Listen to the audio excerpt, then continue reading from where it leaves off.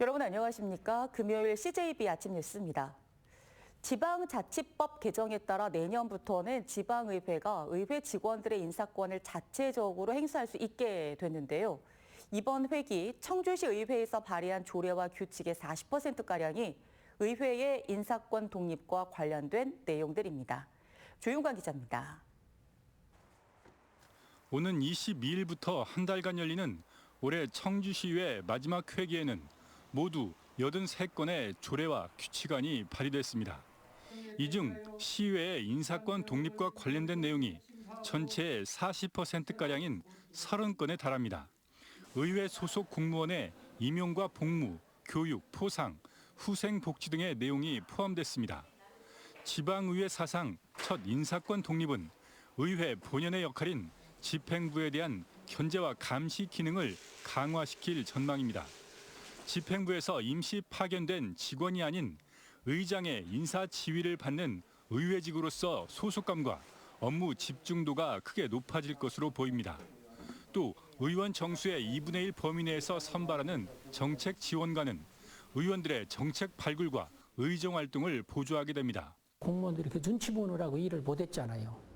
다 선배들이 저쪽에 있고 그러니까 그랬는데 지금은 그게 다 독립이 되니까 우리 여기 오시는 직원들이 활기를 가지고 일을 마음대로 할 수가 있다. 다만 의회의 인사권 행사 과정에서는 공정성이 담보돼야 합니다. 의회직 전환을 고민하고 있는 직원들 중에는 승진척차나 불공정 인사를 우려하는 목소리도 있습니다. 모두가 인식할 수 있고 형평성이 유지되는 그러한 공정한 인사가 우선이 돼야 될 것 같습니다. 또 지방의회의 위상과 독립성이 강화된 만큼 의원들의 자질과 도덕성에 대한 유권자들의 눈높이도 한층 높아질 것으로 보입니다. CJB 조윤광입니다. 김장철 배추와 무 가격이 치솟으면서 올해는 김장 포기수를 확 줄이겠다는 가정이 많아졌습니다. 배추 가격이 지난해보다 최고 80%가량 비싸지면서 정부와 유통업체가 가격 안정을 위해 안간힘을 쓰고 있습니다. 장원석 기자입니다. 만원 선을 훌쩍 넘겼던 김장 배추 세포기 가격이 30%나 내렸습니다. 농림축산식품부가 치솟는 김장 물가를 잡기 위해 김장 채소류에 대해서 농축산물 할인 쿠폰제를 실시했기 때문입니다. 배추 가격이 예년보다 많이 오른 상태인데요. 정부에서 주관하는 할인 행사 외에 농협에서 자체적으로 10% 정도 추가로 할인하여 판매하고 있습니다. 김장 배추 가격은 지난해보다 30%에서 80%까지 올랐습니다. 재배 면적 축소와 물음병 확산으로 배추 생산량이 급감한 결과입니다. 다음 달 8일까지 한시적인 행사지만 김장 비용 걱정이 컸던 주부들은 그나마 부담을 조금 줄였습니다. 처음에는 비쌌는데요. 지금은 행사를 해서 그런지 조금 저렴해요. 한국물가협회에 따르면 올해 김장 비용은 4인 가족 기준으로 지난해보다 전통시장은 8.2%, 대형마트는 5.2% 오른 것으로 나타났습니다. 정부는 김장철인 다음 달 초까지 김장 재료 가격이 추가로 오를 경우에 대비하고 있습니다. 수급 불안이 나타날 경우 김장 채소류의 정부 비축분과 출하 조절 물량까지 추가로 공급할 계획입니다. CJB 장원석입니다. 코로나19로 사회 전반이 침체되어 있는데요. 출하량이 급감한 송어 어민들의 고충도 이만저만이 아닙니다.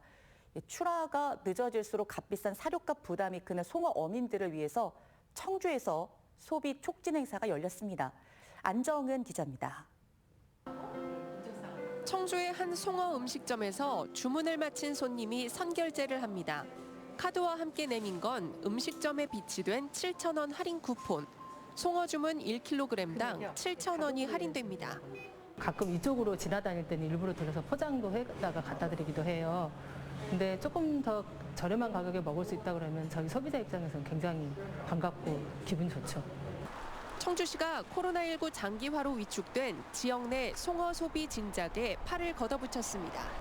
지역 내 10개 송어 음식점에 송어 할인 쿠폰 23,000장을 배포한 겁니다.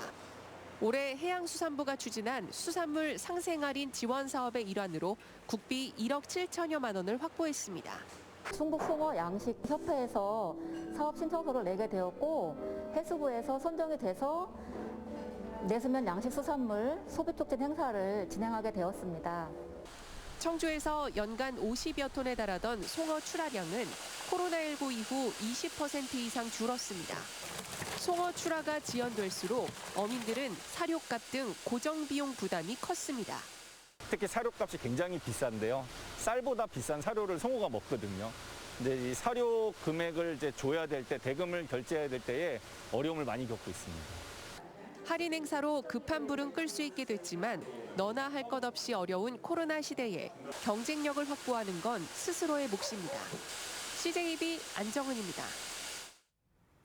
최근 가정에서 또 사무실에서 형광등보다는 LED 등을 선호하고 있는데요. 소비자원이 품질을 조사해봤습니다.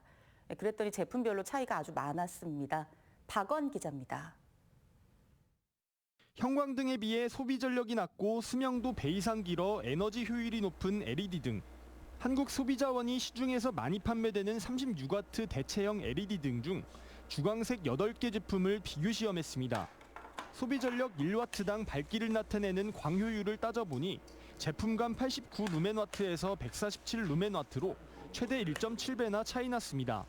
번개표와 오스람, 탐룩스와 필립스 4개 시험 제품이 상대적으로 우수했고 효율이 높다 보니 연간 에너지 비용도 낮았습니다. 밝기는 기존 형광등 대체로 사용되는 만큼 형광등의 평균 광속인 2050루멘보다 높아야 합니다. 하지만 오스람과 필립스, 번개표 3개 시험 제품만 충족했고 루미트론과 탐룩스, 소빗, 리벤스룩, 시그마 LED 5개 시험 제품은 기준 미달로 분석됐습니다. 기존 형광 램프를 대체하여 사용하는 제품이기 때문에 그 형광 램프에 준하는 수준의 밝기가 유지되어야 합니다. 수명 성능은 전 제품이 문제 없는 것으로 평가됐습니다. 리벤스룩 시험 제품은 감전과 누전 위험성이 확인돼 개선을 권고했습니다. 한국소비자원은 LED 등 구입 시 집에 있는 등기구의 정확한 규격을 살펴보고 교체할 땐 등을 끄거나 누전 차단기를 내려달라고 당부했습니다. CJB 박원입니다. 어린이집 교육 지원금 지급을 둘러싸고 도교육청과 갈등을 빚는 과정에서 충청북도가 내년 무상급식 지원 예산을 삭감한 것과 관련해 충북교사노조는 일방적 예산 삭감을 철회하라고 촉구했습니다. 충북교육발전소도 합의 파기로 인한 피해는 학생들과 도민들에게 돌아갈 것이라며 2018년 당시 도와 도의회, 도교육청 간의 합의 사항을 성실히 이행하라고 요구했습니다. 충청북도가 요소수 부족 사태에 대비해서 비상계획을 수립했습니다. 대중교통 분야의 비상수송 대책을 수립하고 겨울철 도로 제설에는 요소수가 필요 없는 차량 위주로 투입합니다.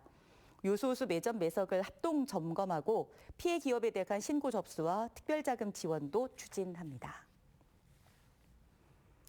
8일을 방문한 황희 문화체육관광부 장관이 프랑스 측에 직지의 한국 전시를 요청해 성사 여부에 관심이 쏠리고 있습니다.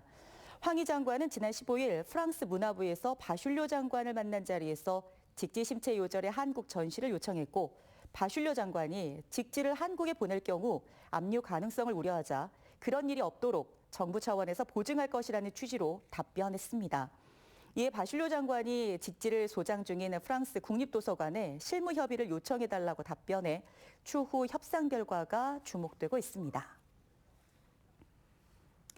청주문화원이 올해 15번째로 개최한 세종대왕과 초정약수축제를 기념해 세종대왕과 초정약수 위대한 유산이라는 책을 발간하고 청주 성안길에서 한 서점에서 출판 기념회를 열었습니다. 위대한 유산은 초정 출신인 청주대학교 교양학부 변광섭 교수가 글을 쓰고 동양화가 강호생 씨가 수목화 그림을 그렸습니다. 강전섭 청주문화원장은 앞으로 이 책이 드라마나 영화, 음악 등 세종대왕과 초정약수의 스토리텔링 콘텐츠로 귀하게 활용되길 바란다고 출간 소감을 밝혔습니다. 청주시 상당구 선거관리위원회가 용암동에서 월호동 새 청사로 이전했습니다. 상당구 선관위는 그동안 용암동 청사가 금천광장 주변의 상권 밀집 지역에 있어 물품 수령이나 방문자 주차 등 선거 업무 수행에 어려움이 많았다며 청사 이전으로 이 같은 어려움이 해소될 것이라고 밝혔습니다. 또 청사 이전 후 빠른 시일 내로 업무를 재개해 선거 관리에 차질이 없도록 하겠다고 덧붙였습니다. 세종시의 랜드마크로 내년 3월에 개통하는 금강 보행교에 다양한 편의시설이 확충됩니다. 세종시는 정례 브리핑을 통해 수유실과 그늘막을 설치하고 자전거 거치대를 140대로 대폭 늘리는 한편 임시 주차장 500면을 조성한다고 밝혔습니다. 또 이동식 관광 안내소를 설치하고 팬 투어를 운영하는 등 금강 보행교를 관광 명소로 만들기 위한 홍보 활동을 강화하기로 했습니다. 음성군 금빛 들깨 축제가 어제부터 이틀간 온라인 비대면 방식으로 개최됐습니다.